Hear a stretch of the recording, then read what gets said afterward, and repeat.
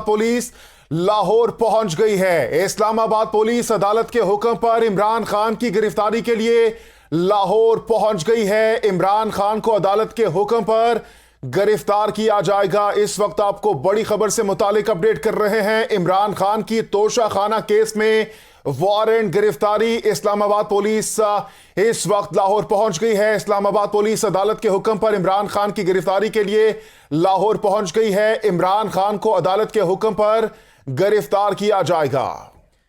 इमरान खान की तोशाखाना केस में वारंट गिरफ्तारी। इस्लामाबाद पुलिस लाहौर पहुंच गई। इस्लामाबाद पुलिस अदालत के हुक्म पर इमरान खान की गिरफ्तारी के लिए लाहौर पहुंच गई है। इमरान खान को अदालत के हुक्म पर गिरफ्तार किया जाएगा। अपडेट करें, इस्लामाबाद पुलिस अदालत के हुक्म पर इमरान खान की गिरफ्तारी के लिए लाहौर पहुंच गई। इमरान खान की तोशाखाना केस में वारंट गिरफ्तारी। इस्लामाबाद पुलिस लाहौर पहुंच गई। इस्लामाबाद पुलिस अदालत के हुक्म पर इमरान खान की गिरफ्तारी के लिए लाहौर पहुंच गई। इमरान खान को अदालत के हुक्म पर गिरफ्तार किया जाएगा।